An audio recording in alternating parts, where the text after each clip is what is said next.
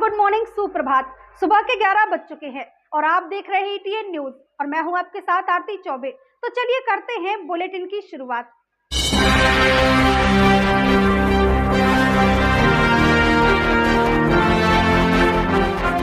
भगवती मानव कल्याण संगठन ने आज दमोह SP को एक ज्ञापन सौंपते हुए शराब माफिया और उनसे जुड़े गुंडों के खिलाफ कड़ी कार्रवाई की मांग की है।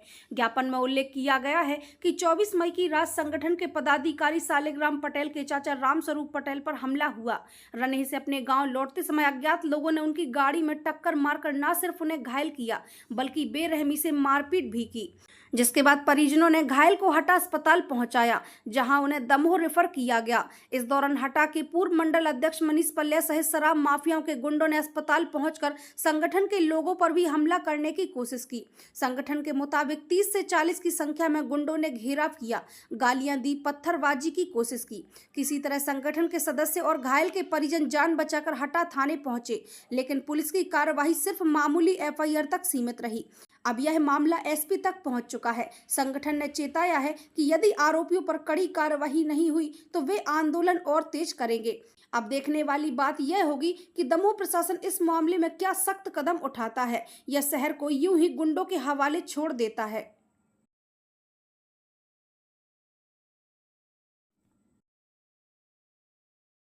आज भगवती मानव कल्याण संगठन ने SP महोदय को ज्ञापन सौंपा है जो हटा में घटना घटी है। हमारे सालिग्राम भाई के चाचा के साथ एक्सीडेंट करके पहले एक्सीडेंट किया, इसके बाद हम मारपीट की है और जब मारपीट होने के बाद इन लोगों को जानकारी चली तो ये चाचा को लेकर के अस्पताल हटा गए। हटा अस्पताल में जब वहाँ पे BJP के कुछ गुंडे और माफियाओं के गुंडे वहाँ आकर के इन लोगों को भी धक्का मुक्की गाली गलौज करने लगे उसी संबंध में।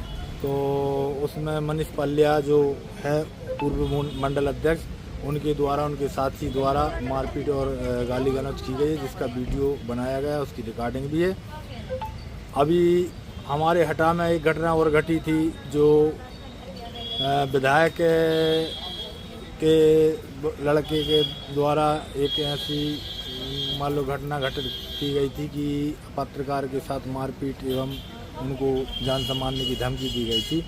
तो हटा में जिस प्रकार का गुंडा एवं जंगल राज चल रहा है वह पूरे देश को शर्मिंदा कर रहा है और हमारे दमोह के लिए भी शर्मिंदा कर रहा है कि इस प्रकार से जो राजनेता हमारे जनता के लिए व्यवस्था करने के लिए एवं हमारे क्षेत्र के लिए कार्य करने के लिए चुने जाते हैं, वही लोग आज गुंडागर्दी को उतर आए।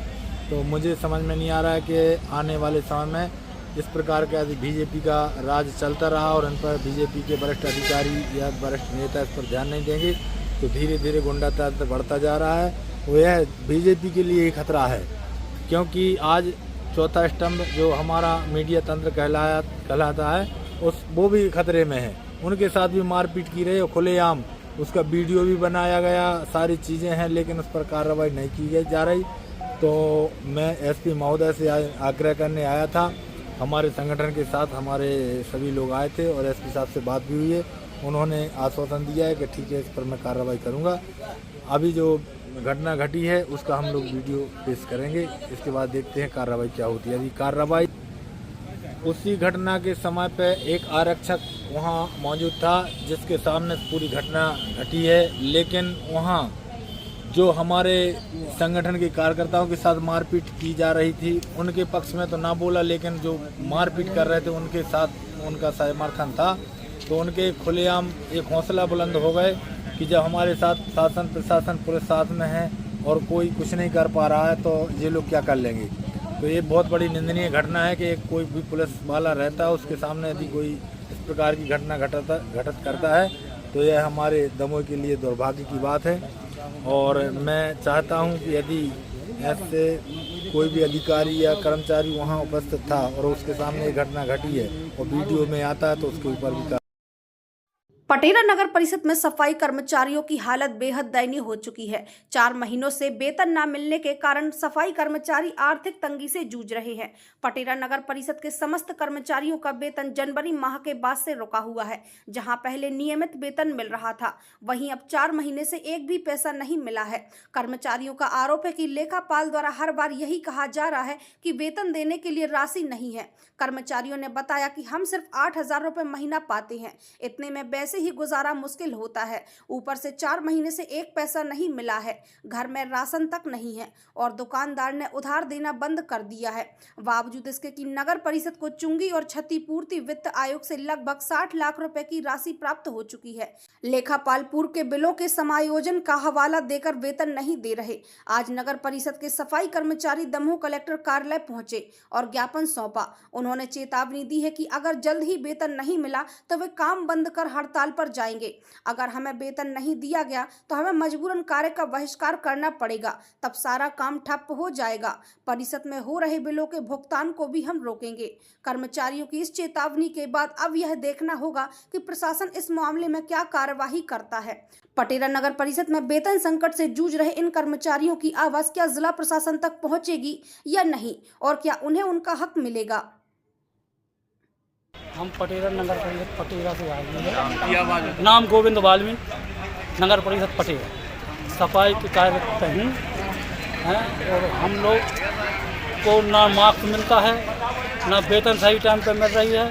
हम लोग वेतन के लिए आए हुए हैं और मार्क्स, ट्रैक्टर वगैरह जो है, जो सब साधन चाहिए, गैती फड़गा हम लोगों को, जूते चाहिए, हाथ कोट चाहिए, मार्क्स चाहिए। हमको सही टाइम पर नहीं मिलती और वेतन का फिक्स टाइम पर। कहाँ पर कार्यरत हैं आप? नगर परिषद पटेरा। कौन है उधर के अधिकारी? वहाँ के अधिकारी प्रेम सिंह चौहान हैं और लेखापाल हैं, जो वो घुमा फिरा देते हैं, सुनील पाड़े। क्या कहते हैं? वो कहते हैं कि अभी तुम लोगों की वेतन नहीं आई है, ना कच्चों की आई है बोल देते हैं, दौड़ के देते हैं पक्कों की आई है, देते किसी को नहीं है। और केवल बिल भंजाते हैं, ये काम करते हैं। और हम लोग जाते हैं ना, हम लोगों को ये रिजत मिला दीपावली का, जो ये रिजत शासन ने किया था, कुछ भी नहीं दिया हम लोगों को। कहते पैसा ही नहीं है, कहाँ से दे दें। कितने समय से कार्यरत हैं आप लोग? हम लोग पहले पंचायत कर्मी थे, फिर हम लोगों का सम्मेलन हुआ। कितने वर्ष हो गए काम करते? हमको कम से कम 25-30 साल हो गए काम करते। आज आपने जिला कलेक्ट्रेट में ज्ञापन सौंपा, क्या आश्वासन दिया है? उन्होंने बोला है कि आपको 2 महीने की तनख्वाह अभी मिल जाएगी और 10 दिन बाद तीसरी वेतन भी मिल जाएगी आपको। दमोह जिले के हटा थाना क्षेत्र में जली हुई हालत में मिले शिक्षक की मौत का रहस्य अब पुलिस ने सुलझा दिया है। आत्महत्या के पीछे की वजह निकली है लगातार 7 सालों से हो रही ब्लैकमेलिंग। शिक्षक राजेश त्रिपाठी को एक व्यक्ति महेंद्र भट्ट फर्जी डीएड मार्कशीट के नाम पर ब्लैकमेलिंग कर रहा था। वर्ष 2018 से अब तक उसने 20 से 22 लाख रुपए ऐंठे हैं। इसके बाद भी और 5 लाख की मांग की जा रही थी। परेशान शिक्षक ने खुद को आग लगाकर जान दे दी। मरने से पहले उसने अपने भाई को फोन पर झूठी कहानी बताई कि उसके साथ लूट हो रही है। जांच में साफ हुआ कि यह आत्महत्या है। ब्लैकमेलिंग के कारण जितेंद्र भट्ट को गिरफ्तार कर लिया गया है। अगर और लोग भी उसके शिकार हैं तो आकर जानकारी दें। अब आरोपी जितेंद्र भट्ट पर धारा 108 बीएनएस के तहत मामला दर्ज कर न्यायालय में पेश किया गया है। दमोह पुलिस की इस कार्रवाई से कई लोगों को राहत मिली है, लेकिन सवाल यहाँ यह है कि ऐसे ब्लैकमेलर कब तक शिक्षकों की जिंदगी से खेलते रहेंगे।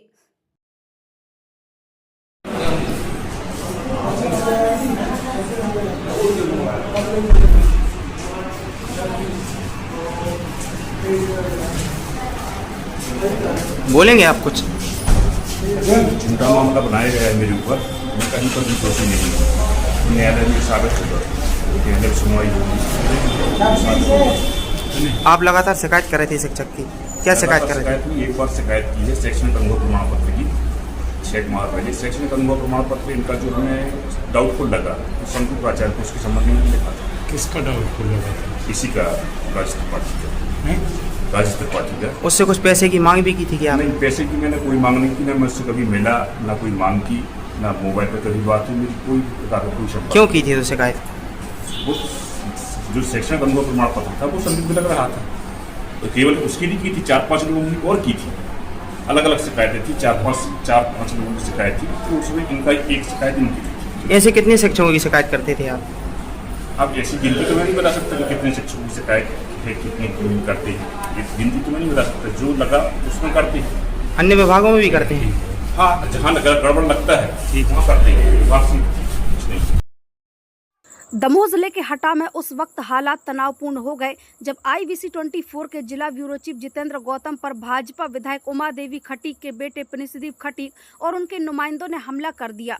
हमला होते ही किसी तरह अपनी जान बचाकर पत्रकार हटा थाने पहुंचे, लेकिन वहां भी हटा विधायक का बेटा और उसके गुंडे शराब के नशे में धुत होकर हटा थाना परिसर के अंदर पत्रकार को धमकाते रहे और पुलिस चुप्पी साधे बैठी रही। हमले के 4 घंटे बीत जाने के बाद भी ना तो FIR दर्ज की गई और ना ही किसी आरोपी पर कार्रवाई की गई। इस पर आक्रोशित होकर पत्रकार जितेंद्र गौतम ने हटा थाना परिसर में ही धरना शुरू कर दिया। सूचना मिलते ही ASP संदीप मिश्रा ने मौके पर पहुंचकर समझाइश दी और सुबह तक रुकने की बात कही, लेकिन अगली सुबह जब पत्रकार ने SP से बात करनी चाही तो SP ने उल्टा पत्रकार को ही फटकार लगा दी और सवाल किया कि जब हटा विधायक के परिजन मामले में शामिल हो तो कवरेज करने क्यों जाते हो। जब पत्रकार ने FIR की मांग की तो SP साहब का रवैया और उग्र हो गया। इससे नाराज होकर पत्रकारों ने सड़क पर चक्का जाम कर दिया और पुलिस प्रशासन के खिलाफ जमकर प्रदर्शन शुरू कर दिया। इस दौरान ASP संदीप मिश्रा मौके पर पहुंचे, लेकिन उन्होंने आरोपियों के नाम बताने से इनकार कर दिया। पत्रकारों के दबाव पर उन्होंने केवल ज्ञापन लिया, लेकिन कोई ठोस कार्रवाई का आश्वासन नहीं दिया। प्रशासन की इस चुप्पी के पीछे भाजपा विधायक का दबाव साफ झलक रहा है। अब सवाल यहाँ यह उठता है कि क्या अब लोकतंत्र में पत्रकारों की आवाज को यूं ही कुचला जाएगा? क्या सत्ता के संरक्षण में गुंडागिर्दी को खुली छूट दी जाएगी? उन लोगों ने आवेदन पत्र में अपनी बहुत सी कल की घटना थाना हटा में हुई है, उस घटना को लिख के FIR के लिए कहा है। तो हम इसमें ज्ञापन के अनुसार जो थाना हटा से विधि अनुसार जो कार्रवाई है। सर किसके विरुद्ध ये आवेदन दिया है? ये आवेदन में आरोपियों के नाम उन्होंने बताए हैं, उन आरोपियों के खिलाफ जो उन्होंने बताया है आवेदन पत्र में, आप लोग को पता है। इस पे जिनके खिलाफ है वो उसके खिलाफ जो विधि अनुसार कार्रवाई है उसके लिए कार्रवाई। विधायक के बेटों पे आरोप है सर। देखिए, जो कानून के सामने सब बराबर है, इसमें जो भी जांच होगी विधि अनुसार। शुक्रवार की रात में मैं हटा गया हुआ था, तो हटा में मुझे जानकारी मिली कि हंगामा हो रहा है, वहाँ पे कार में तोड़फोड़ कर रहे हैं ये लोग। तो मैं जैसे ही वहाँ कवरेज करने के लिए पहुंचा और मैंने जैसे ही मोबाइल कवरेज करने के लिए वीडियो बनाने को निकाला तो वहाँ पर हटा विधानसभा की विधायक उमा देवी खटीक के छोटे पुत्र हैं जो प्रिंसदीप खटीक और उनके परिजनों समेत करीब 50 से ज्यादा लोग दौड़े और मुझे मारपीट करने लगे। इस दौरान उन्होंने मेरे गले की चेन भी छीन ली और एक मोबाइल भी छीन लिया। जो मोबाइल से मैं वीडियो बना रहा था उसमें बहुत से वीडियो थे जिसमें ये लोग पत्थर पटक रहे थे, गाड़ियों पर खुलेआम गुंडागिर्दी कर रहे थे, जिस कारण वो वीडियो मोबाइल भी जो है छीन के ले गए। उसके बाद मैंने जान बचाकर भागने का प्रयास किया, थाने पहुंचे तो थाने में भी इनके द्वारा खुलेआम गुंडागिर्दी की गई और पुलिस पूरी तमाशाइयों की भांति तमाशा देखती रही, लेकिन आज तक कोई FIR नहीं हुई। उसके बाद में पर हम लोगों ने यहाँ पत्रकार साथियों ने धरना दिया और उसके बाद में हम लोगों ने कार्रवाई की मांग की है, लेकिन अभी भी दमोह पुलिस ने सिर्फ आश्वासन दिया है कि 2 दिन में कार्रवाई की जाएगी। आपकी दमोह SP से फोन पर बात हुई, क्या है? जी देखिए, मैंने जब रात में मैं धरने पे बैठ गया था हटा थाने में तो दमोह SP के द्वारा दमोह एडिशनल SP के फोन के माध्यम से मुझसे बात की गई थी। उन्होंने बोला था कि मैं सुबह तक FIR करूंगा, आप वहां से धरने से उठ जाओ। तो मैंने आवेदन देकर मैंने धरना समाप्त कर दिया था। तो जब मैंने अभी सुबह उन्हें फोन लगाया तो उन्होंने स्पष्ट बोल दिया कि भाई देखो जितेंद्र भाई, जहाँ विधायक का मैटर होता है, जैसे आपको तो पता था जब कि वहाँ विधायक का मामला है तो फिर आप लोगों को वीडियो नहीं बनाने चाहिए थे। कुल मिलाकर ये है कि विधायक खुलेआम गुंडागिर्दी करे, विधायक या विधायक के परिजन या वो तो कुछ भी करे, उनके खिलाफ में दमोह SP का कहना है कि आप वीडियो बनाने नहीं जाओ। और उनने स्पष्ट तौर पे धमकी नुमा जो है लहजे में बात भी की है। उन्होंने बोला है कि मुझे उनके तरफ से भी आप पर FIR करनी पड़ेगी। कुल मिलाकर ये है कि दमोह पुलिस सत्ताधारी पार्टी के दबाव में आकर चल रही है, तो कार्रवाई करने से पीछे हट रही है। अभी तक की खबरों में बस इतना ही। अन्य खबरों के साथ जल्दी होगी आपसे मुलाकात। ताजा तरीन खबरों में बने रहने के लिए हमारे चैनल को सब्सक्राइब करें और लाइक करें और खबरें पसंद आए तो शेयर करें। तब तक के लिए मुझे दीजिए इजाजत। नमस्कार।